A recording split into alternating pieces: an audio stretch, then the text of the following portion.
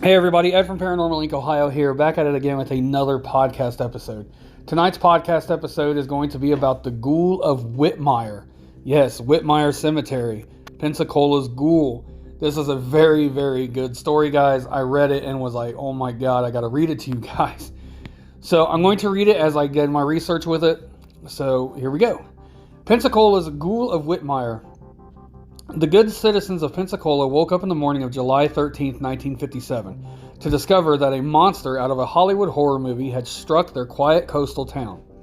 News Journal reporter William Bill Dingwall would write in 1989 that the groundskeeper at the Roberts Cemetery on Crichton Road was making his daily rounds when he noticed something askew. In utter shock, he saw that the concrete slab on a grave had been moved aside. The lid of the coffin had been opened, and the body of the young woman was moved. The Escambia County Sheriff's Office was called, and Sheriff Emmett Earl Shelby assigned a special team of investigators to the case, headed by investigator Charles Walter Solari Sr. They consisted of S.R. Gill, Curtis Hunt, Russell Duncan, Bill Lynch, and Charlie Williams. Fingerprints were sought, but unattainable. 3 days later, on July 15th, the desecrator struck again.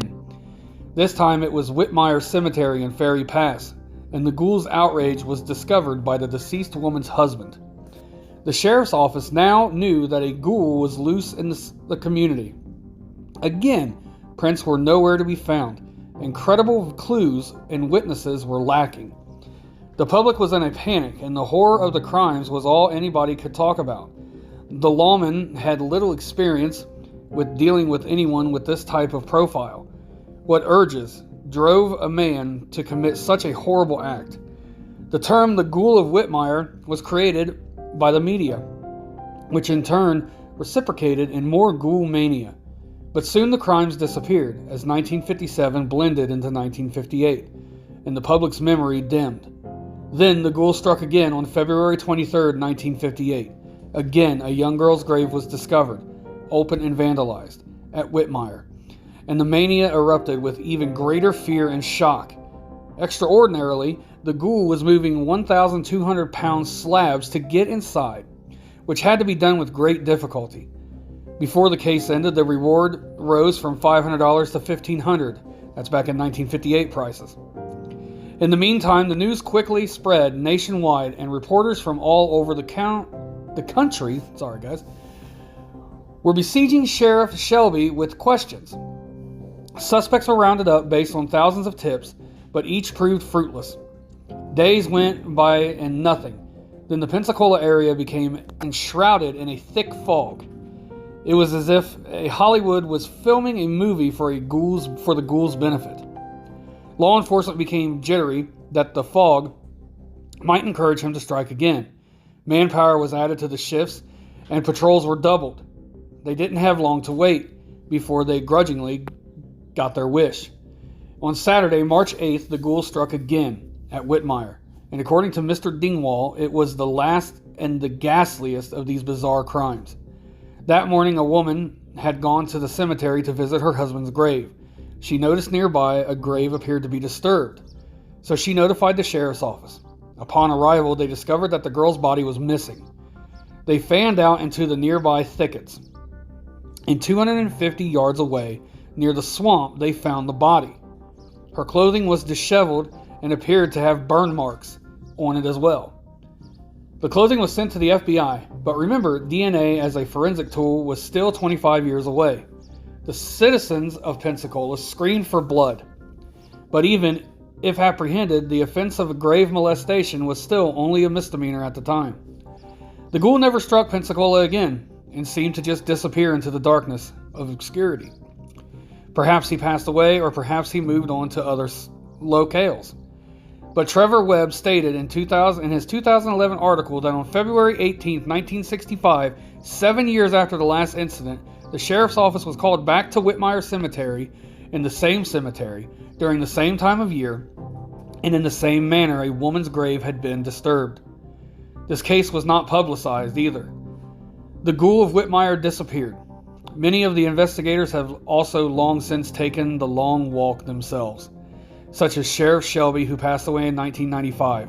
The chief investigator, Charles Walter Bubba Salori, graduated from Pensacola High School in 1934, and after a long career in law enforcement, passed away in 2007. The reporter Bill Dingwall retired from the newspaper in 1987, before joining the others in 2011, but strangely, the word that struck fear in young and old alike has little meaning to our new generations.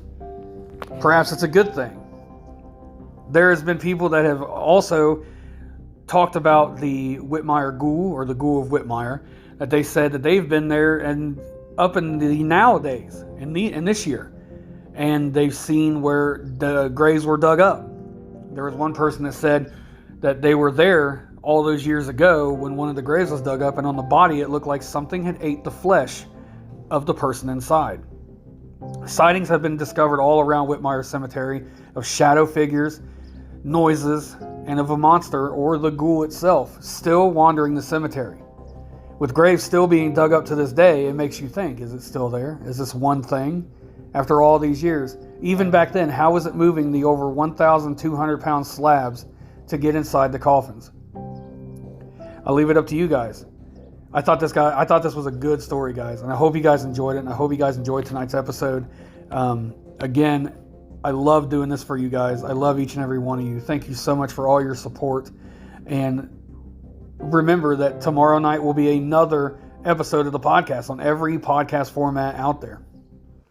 Thank you guys so very much, and I hope you enjoyed the show. I know it was a little short this time, but I really wanted to do this story. And if you guys like stories like these, let me know, and I'll continue to do these. And I'll throw some of these in there as long as the other paranormal things that I do, the other paranormal stories that I tell.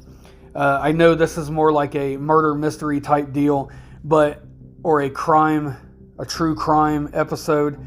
But there's the lore of the monster itself, the ghoul, that things are still going on at Whitmire Cemetery. Things are still being saw. There's shadow figures.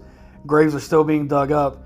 And the fact that it was lifting 1,200 pound slabs of concrete by itself with no machinery. I mean, there's no way that this has nothing to do with the paranormal. So thank you guys again so very much. I love each and every one of you, and I hope you guys have a great night, and you will hear from me tomorrow. Thanks. Bye, everybody.